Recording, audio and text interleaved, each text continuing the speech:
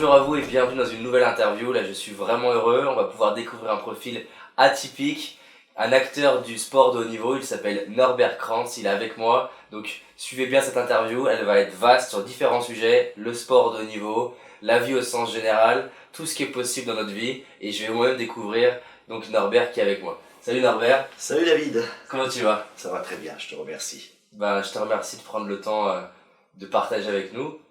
Est-ce que tu pourrais te présenter rapidement, parce que tu as un profil atypique, tu as plusieurs choses dans ta vie. Qui es-tu?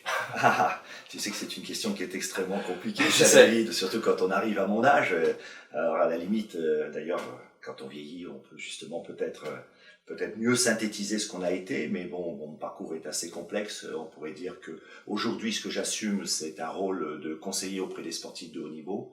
Donc je manage une équipe de consultants, de ressources pour que les sportifs, notamment à l'occasion des Jeux Olympiques, réussissent les meilleures performances possibles. Et sinon, en ce qui concerne ma vie, je suis peut-être, alors on pourrait la caractériser comme un autodidacte. D'accord. Très intéressé par les passions humaines, qui aime lui-même les humains, les projets forts, qui a connu un certain nombre d'obstacles et qui a su aussi en tirer peut-être des éléments positifs pour la suite. Super, on va découvrir tout ça.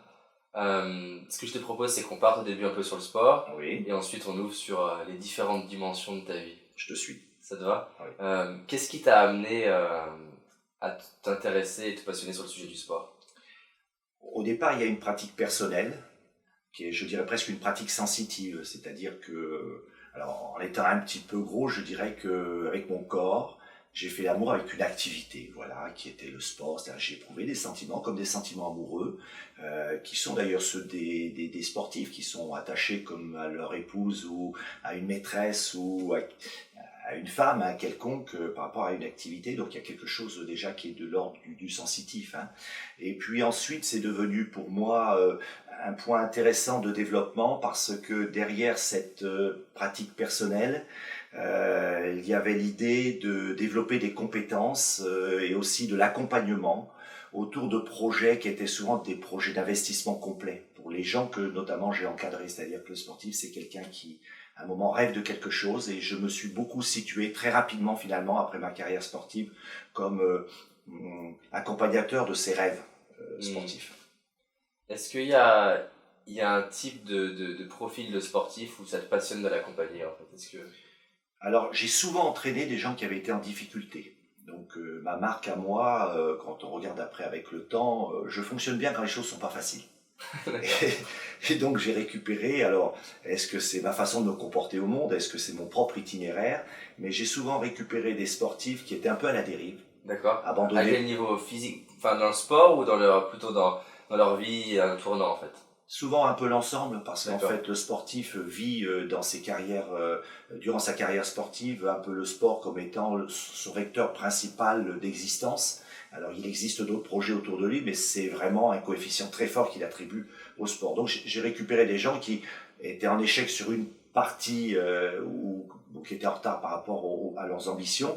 Et souvent cet élément sportif touchait les autres compartiments de leur vie, la vie sociale, la vie familiale, la vie professionnelle, scolaire, etc. Et du coup, sur quoi tu les as... Enfin, j'aimerais comprendre à l'origine, pour eux, quand ils te rencontraient, c'était dans quel objectif? Je pense que je suis quelqu'un qui donne de la force aux autres. Et je pense que ces sportifs sont venus parce qu'ils sentaient qu'il y avait en moi une capacité à croire en eux. Et ce, malgré parfois les discours des autres. Donc j'ai souvent été chercher les gens, les ressourcer, leur dire qu'ils étaient capables de faire les choses. Et alors souvent, j'ai d'ailleurs donné de ma personne, au point d'en être extrêmement fatigué d'ailleurs. Une fois que j'ai libéré ces énergies, que les gens sont devenus ce qu'ils voulaient être, souvent j'aime bien me remettre dans l'ombre, regarder simplement ce qu'ils sont devenus, et il faut que je me ressource par contre.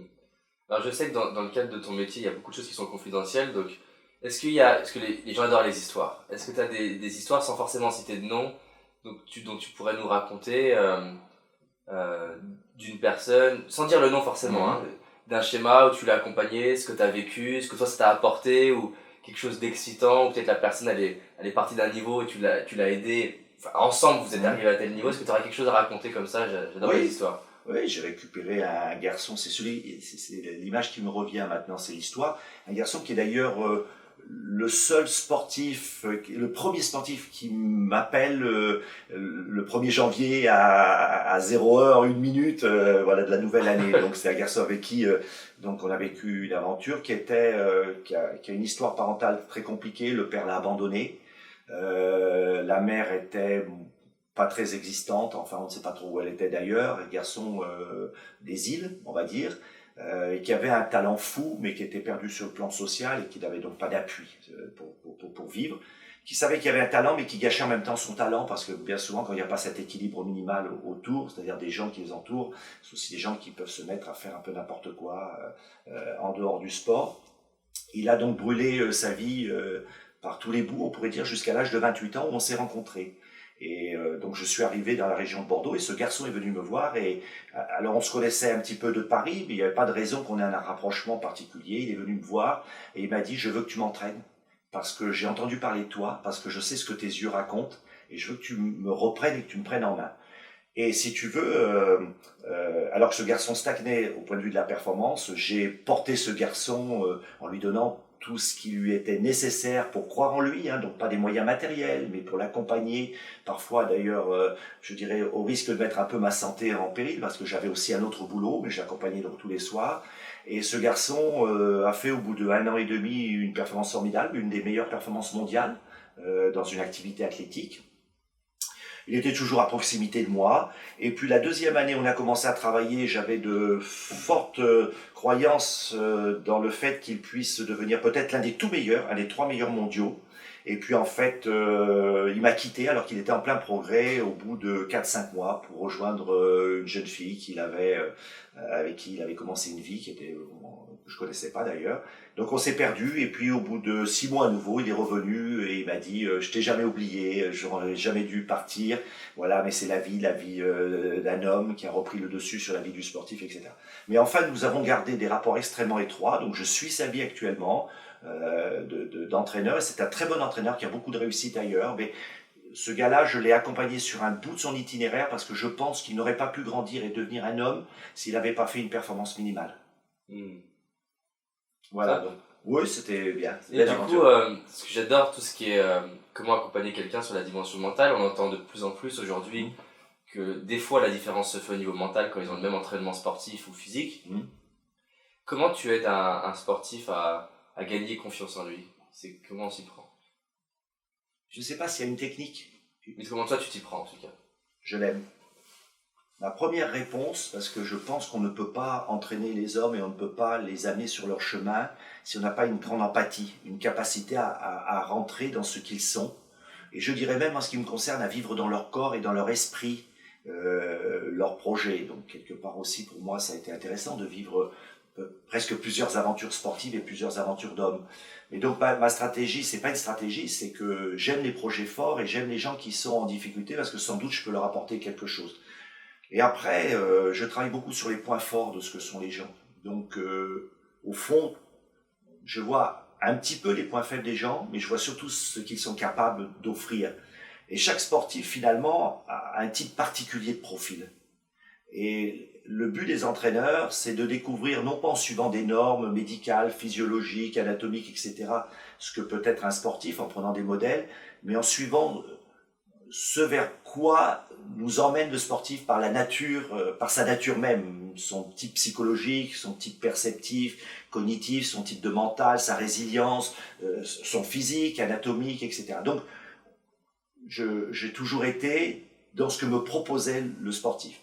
Mais d'une manière générale, pour compléter ce que je te dis, David, ayant été aussi accompagnateur de beaucoup d'étudiants, en STAPS notamment, donc les gens qui se préparent au métier de soit de prof de PS, soit de métier d'entraîneur, j'ai toujours reçu les jeunes en écoutant quelle était leur intuition et ce sur lequel ils voulaient bosser. Quelle était leur intuition de recherche, quel était le domaine dans lequel ils voulaient exceller. Et moi, je suis donc quelqu'un qui borde simplement leurs intuitions et leur travail en leur disant « T'as vu sans doute quelque chose qui est intéressant, que moi je n'ai pas vu, Et donc c'est toi qui as la vérité. Peut-être qu'on sera en échec, mais je vais te suivre. D'accord. Donc tu les aides en fait à être au plus près d'eux-mêmes, Oui, suivre leurs intuitions, oui, aller au bout de ça, voir ce que oui, ça donne, et c'est un peu comme si tu les oui. suivais, on ajuste ensemble en fait. Oui, c'est ça. Tu sais, le point général dans ce que tu dis, et alors ça, c'est devenu une conviction au fur et à mesure des années, parce que sans doute, moi-même, je me suis tordu dans la vie, c'est de ne pas perdre son alignement, ce que l'on est, et d'oser dire ce que l'on est. Et donc, moi, je joue beaucoup pour dire aux gens, tu es un ensemble de points forts, est-ce que tu les connais? Et n'aie pas honte d'être ce que tu es. J'étais un des premiers, peut-être, conférenciers à dire dans le monde du sport, par exemple, que j'éprouvais de l'émotivité pour le phénomène sportif et que j'aimais les athlètes que j'entraînais. Et que donc, j'ai mis dans la balance, dans un monde de rationalité en France, mon affectivité. Mais absolument. Ok, donc tu les invites à être eux-mêmes, à s'aimer eux-mêmes en fait, tels qu'ils sont. Exactement. Exactement. Je suis la trace sur laquelle ils ont envie de m'emmener, en gommant bien entendu toutes les scories qui pourraient les empêcher de réaliser leur projet. Donc je suis un peu leur frère d'armes, je leur tiens la main en fait, je les accompagne. Il y a une question que je me pose souvent par rapport au sport, surtout le sport de haute performance, où quand je vois par exemple, je voyais des reportages sur Nadal où il va se blesser et tout ça, donc dans le sport tu pousses le corps à l'excellence. Oui.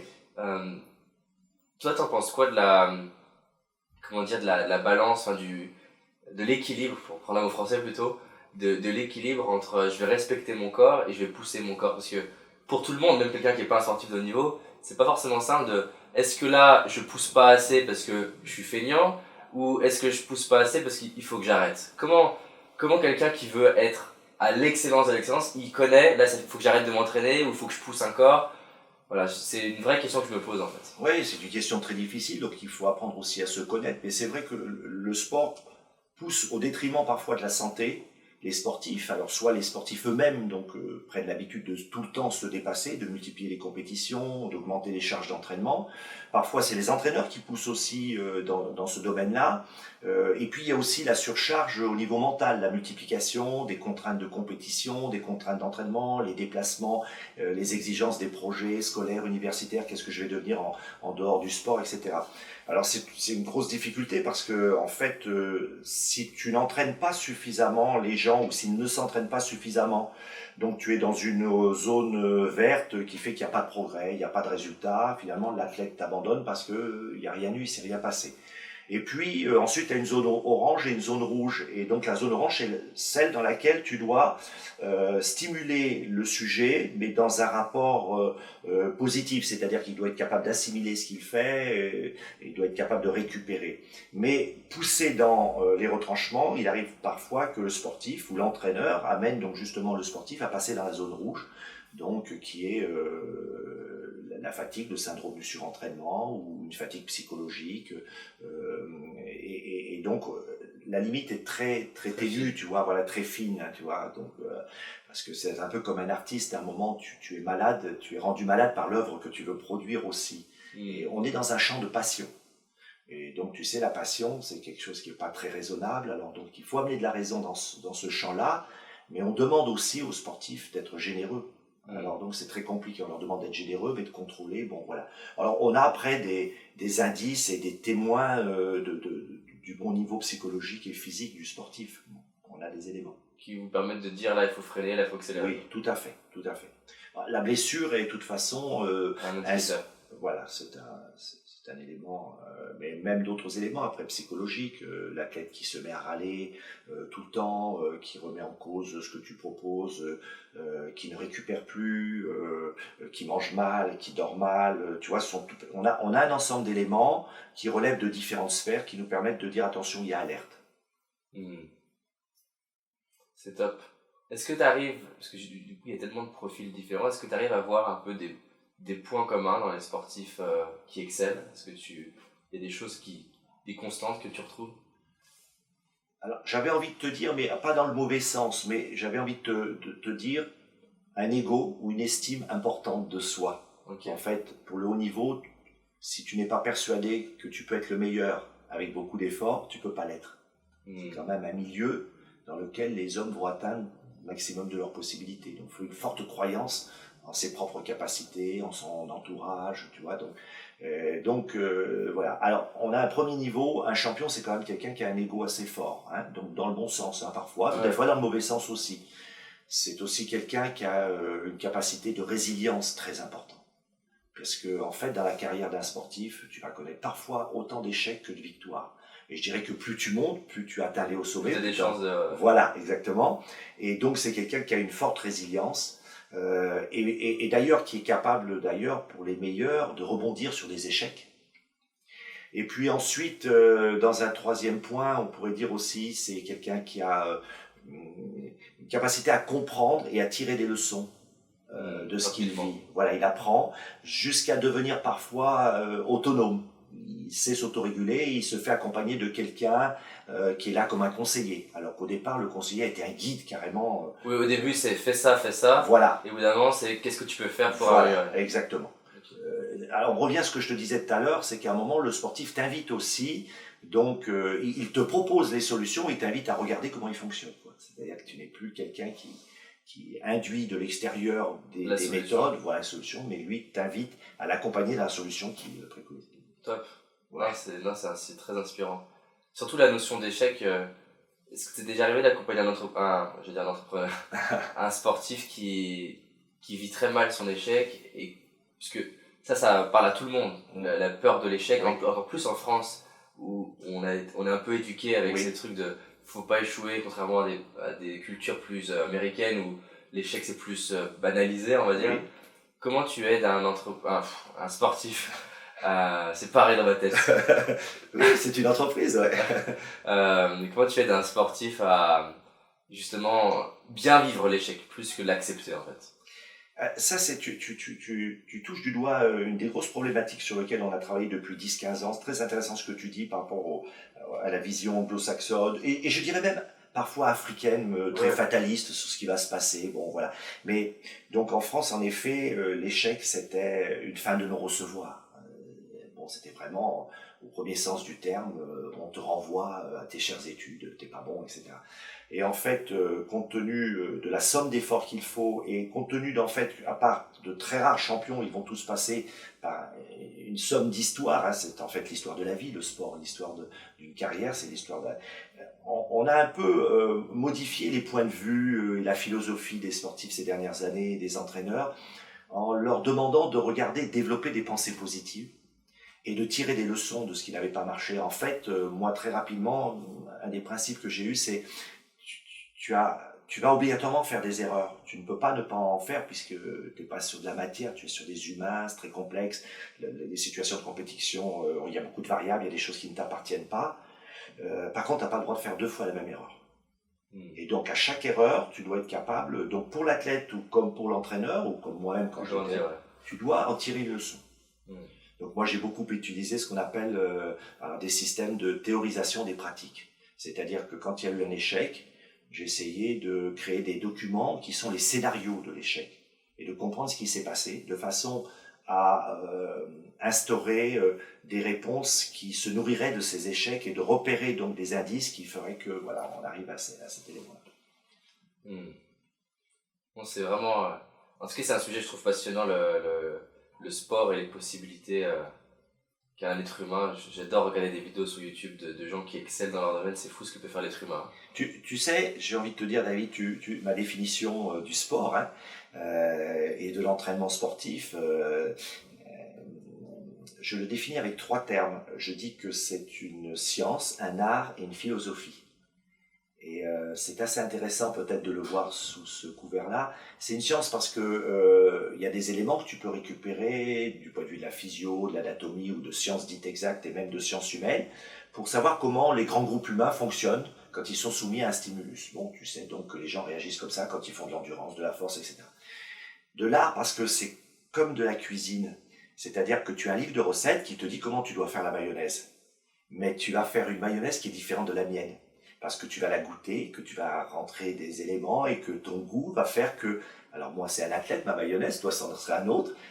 Donc tu vas articuler des choses qui sont en rapport avec le sensitif, avec ton jugé, avec ton dosage. Donc nous on dose beaucoup. Et puis c'est une philosophie parce que tout cet ensemble que tu articules se nourrit d'un sens des valeurs, du sens de l'humain, de sens de l'histoire de la vie, des cultures de chacun, parce que chaque sportif arrive aussi avec ses propres représentations et sa propre culture. C'est une belle façon de voir le sport et du coup presque la vie en fait. Oui. Justement, pour revenir sur un truc que tu disais tout à l'heure, que c'était important pour toi d'assumer qui tu étais. Aujourd'hui, tu es, enfin même pas aujourd'hui, tu l'as toujours été, mais en tout cas, aujourd'hui, pour se concentrer sur le présent, tu as d'autres casquettes que d'accompagnant sportif de haut niveau. Est-ce que tu pourrais nous parler un petit peu de ton parcours de vie, de ce que tu fais en parallèle, de ce qui t'anime, ce qui te passionne? Alors, beaucoup de choses me passionnent, beaucoup de choses m'intéressent, je suis très curieux. Donc, je suis très curieux, donc je lis beaucoup de choses. J'ai pas assez de temps pour accorder du dévolu à la peinture et au théâtre, etc. Mais ça va pas tarder quand je serai un petit peu plus disponible. Par contre, j'écris. En fait, mon meilleur ami est l'écriture. Donc j'écris beaucoup. Sur quel sujet? Alors bon, d'abord j'ai écrit beaucoup dans la littérature sportive. Donc bon, je crois que j'attaque le 8e livre dans la littérature sportive, mais je sépare beaucoup dans ma tête ce qui est du ressort de la littérature sportive et de la transmission de connaissances, tu vois, d'éléments de pensée, d'expérience, etc., de ma vie d'homme, qui me paraît au moins aussi importante parce qu'en fait je suis le technicien en sport. Ma façon d'entraîner ou d'entraîner d'ailleurs aussi les entraîneurs est liée à ce que je crois de la vie et ce que j'ai appris de la vie. Et donc de l'autre partie, c'est que bon, j'ai écrit 3-4 petits essais, mais j'écrirai de plus en plus. J'ai écrit La vie derrière la vie, où en fait j'ai raconté ma vie depuis l'âge où ma conscience commence à dominer un petit peu, et en mettant en scène chacun des moments de ma vie, donc à travers 26 nouvelles de ma vie, 26 moments de ma vie, en les mettant donc en scénario un peu. Et puis j'ai écrit au mois de mars Chronique poétique d'un simple mois de mars. C'est 250 petites assertions poétiques qui sont en rapport avec des sentiments que j'ai eus pendant 30 jours, qui sont liés à plein de choses, et jamais au sport pratiquement, un peu, mais donc c'est un peu mes états mentaux, mes fluctuations de sensibilité. Et puis je viens d'écrire L'homme d'Ibiza avec l'un de mes fils, qui est une fiction politique, et qui est l'histoire d'un homme qui après mai 68 a quitté donc le mouvement et a été se retrancher avec toute sa vie vers Ibiza pour vivre en marge de ce mouvement auquel il avait cru. Et pendant ce mouvement, il a écrit, je dirais presque les principes de la nouvelle vie en société qu'on pourrait imaginer, enfin d'une belle vie en société, avec un peu plus d'égalité entre les humains, avec des possibilités de développement, avec du partage de plein de choses. Bref, un peu tout ce que tu vois aujourd'hui apparaître, donc, avec les sociétés équitables. Bon, et donc voilà, j'ai mis en scène cet élément-là. Est-ce qu'il y a une intention, un objectif commun dans tout ce que tu écris par rapport à tes lecteurs? Alors, ce qui est très intéressant, parce que en fait, quand tu écris, tu regardes aussi comment tu fonctionnes. Je pense qu'il y a deux éléments. Alors, tu vas me dire, ils sont très liés. Je pense que j'ai une grande sensibilité, qui me vient sans doute de mes années d'Afrique, et peut-être du système culturel. 13 ans, c'est ça, hein? Oui, voilà, c'est ça. Et donc là, peut-être où des gens voient 2 ou 3 nuances, j'en vois beaucoup de nuances, et donc je suis très sensible donc, aux fluctuations. C'était où en Afrique? J'ai été à Bamako. Et puis j'ai été après à Dakar au Sénégal. Ces années m'ont beaucoup et fortement marqué. Et donc j'ai cette sensibilité que j'ai là, et puis j'ai de l'intuition. Alors tu sais, l'intuition, on dit que c'est de la reconnaissance a priori, c'est parce que tu as beaucoup vécu, beaucoup observé les gens. Donc j'observe beaucoup les gens. Je suis très éthologue, comme les animaux. Je regarde un petit peu ce qui se passe. Et donc j'ai cette sensibilité, puis cette intuition, et puis cette curiosité. Mais bon, sensibilité, intuition, très forte, développée. Et donc, est-ce que quand tu écris un livre, justement, tu veux leur apporter, quand tu parles de sensibilité, est-ce que tu veux les sensibiliser à un message, à une idée? Est-ce qu'il y a quelque chose qui... Pas forcément. Parce que, en fait, je sais parfois pas ce que je vais écrire. D'accord, donc tu te laisses guider. Ah ben ça c'est formidable, et ça rejoint là l'entraînement sportif entre parenthèses, puisque si tu veux, c'est ce qu'on appelle les apprentissages inconscients. J'arrive avec une intention, Là, je suis dans le monde du sport. Et puis, la séance va se faire alors que j'avais un objectif global. Et alors même que je n'ai pas marqué tous les éléments que je voulais travailler. C'est-à-dire que je vais prendre du matériel, je vais mettre en place, la séance va se faire et elle va avoir du sens. Et pour l'écriture, c'est la même chose. J'ai une envie d'écrire, j'ai une intuition parfois qui, depuis quelque temps, veut être travaillée. Donc là, Par exemple, pour avoir l'exemple un peu concret, donne-moi un exemple d'intuition que tu pourrais avoir. Eh bien là, par exemple, en ce moment, je suis habité par l'idée de faire un ouvrage policier, un roman policier. C'est presque un peu un challenge. Et donc je construis l'intrigue. Les gens qui auraient envie d'aller sur mon site verraient. Donc au jour le jour, l'intrigue s'écrit. Mais je ne sais pas en fait comment va se terminer l'intrigue. En fait, je ne l'ai pas écrite, mais je ne sais pas. Et en fait, au fur et à mesure que je vais avancer, je vais développer l'histoire et je ne sais pas encore qui est le criminel. Enfin, j'ai une petite idée. Et en fait, c'est l'histoire qui m'emmène. Tu sais, c'est Edgar Morin qui disait « La méthode se trouve chemin faisant ». Et je suis un des grands adeptes de ces éléments-là. Oui, tu avances et sur le chemin, tu structures. Exactement. Je pense que dans le sport, c'est quelque chose de différent. En fait, je ne suis pas très conscient de ce que le sport m'a amené, mais il m'a sans doute structuré.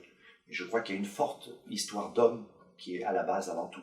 Donc c'est l'ensemble des éléments que j'ai vécu depuis que je suis jeune, jusqu'au moment où j'ai commencé à me construire vers 20 ans ou 21 ans, assez tard, après avoir vécu beaucoup d'histoires, de vie. Déjà, à 20 ans, j'avais déjà pas mal vécu.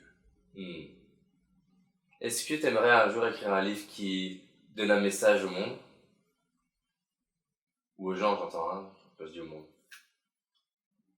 Je sais pas parce que en fait je sais pas si j'ai un message au monde. Par contre, alors, moi j'ai une forte croyance dans le fait que, enfin, alors est-ce que c'est parce que je le veux? Mais je pense toujours, je suis très optimiste. Je fais des analyses objectives qui peuvent être pessimistes de l'évolution du monde, mais je pense toujours que l'homme a une capacité à s'en sortir et donc alors est-ce que je suis capable de donner un message? Dans l'homme d'Ibiza, il y a un message. Le problème que j'ai, c'est que j'ai pas les pouvoirs médiatiques qui me permettent aujourd'hui de rebondir et j'ai la flemme d'aller les chercher. Je suis pas beaucoup de ce monde-là. En fait, je suis capable de produire beaucoup, mais je n'ai pas les relations qui permettent, tu vois, de donner ces messages-là. Mais par exemple, dans le sens que je dis message, peut-être pour être plus clair sur ce que je voulais dire, que quand le lecteur il est fini de la lecture de ton livre, et il soit grandi en fait. Un peu comme tu le faisais avec tes sportifs, que finalement lire ton livre, ça soit grandir humainement. Imaginons qu'on ait un lecteur pour transposer avec ce que tu disais avec le sportif qui a du mal à croire en lui, qui a du mal à avancer ou réaliser. Est-ce que tu aimerais que tes livres permettent d'aider les gens à réaliser leurs projets? Bien sûr, mon rêve, ça serait que, non pas pour être connu, parce que ça m'est un peu égal, ça en fait. Hein. Et en fait, je crois que je ne serais pas quelqu'un qui est très facilement médiatisable, parce que je ne suis pas fait pour être médiatisable, mais je pense qu'il y a une force quand même dans ce que j'écris. Et je veux juste te raconter une anecdote. Quand j'écris La vie derrière la vie, et que j'ai humblement essayé de le proposer à mes collègues du sport, à l'INSEP, etc., je me suis demandé ce qui allait se passer. Parce que je dévoilais quand même une partie fort intime de ma vie, en tout cas des événements. Hein. Bon, il n'y a rien de scabreux, il n'y a rien de sexuel, etc., mais il y a des éléments de grande sensibilité, etc. Et en fait, ça a libéré beaucoup d'énergie. C'est-à-dire que les gens se sont dit, tiens, ce gars-là qu'on connaît, qui a une réputation de technicien, qui a plusieurs écrits, qui est sur Internet, il y a beaucoup de connexions sur lui et tout, c'est aussi un homme derrière, et c'est un homme qui nous parle de la façon dont il s'est conçu, etc. Et beaucoup de gens, à un moment, ça a été très difficile, parce que je suis invité tous les soirs pour discuter avec un humain d'une partie de sa vie, en fait, et beaucoup de gens se sont reconnus dans les éléments. Donc je pense que j'ai déclenché aussi chez les gens une affirmation de ce qu'ils étaient. Donc ça serait ça un peu le message que tu pourrais donner. Oui. Affirmez-vous. Oui. Soyez vous-même. Exactement. Tu sais, il y a aussi un autre plan que je veux évoquer devant toi, parce que c'est aussi une introduction, en fait, et même on le retrouve souvent quand je discute avec les gens. Moi, je pense que la vie ou la société fait penser aux gens que, hormis les gens qui sont médiatisés, leurs vies sont petites. Et en fait, chacun a une vie, il faut qu'il la regarde, sa vie. Et chacun a une vie incroyablement riche si on veut la regarder, parce qu'elle n'est pas faite simplement de réussite sociale, etc. Mais la plupart des gens avec qui tu discutes, quand tu peux discuter, quel que soit leur niveau social, ont eu des événements, ils ne les voient même pas, qui les ont traversés, bouleversés, qui les ont modifiés.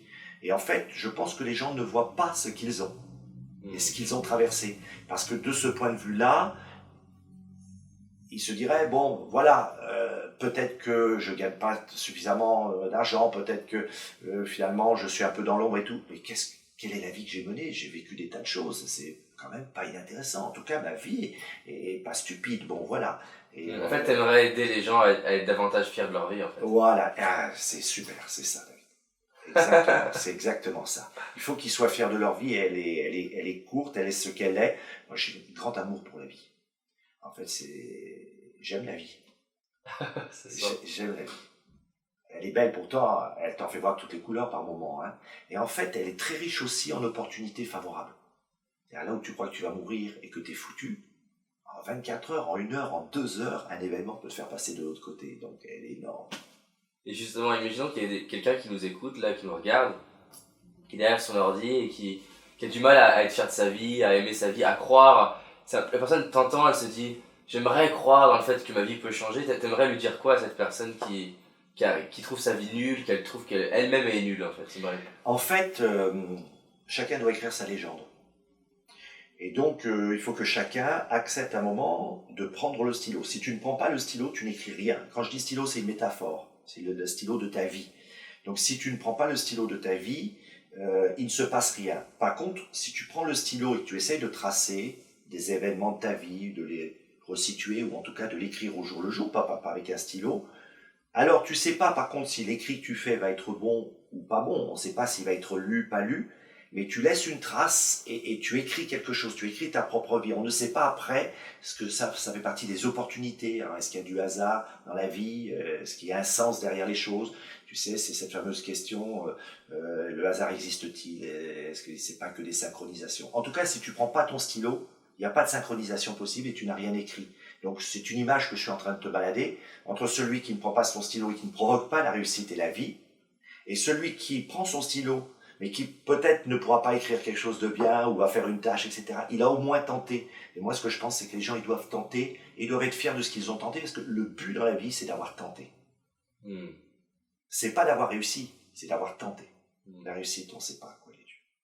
Il y a une étude, enfin une étude, une recherche qui avait été menée par une infirmière australienne qui s'appelle, je viens de perdre son nom, ça va me revenir...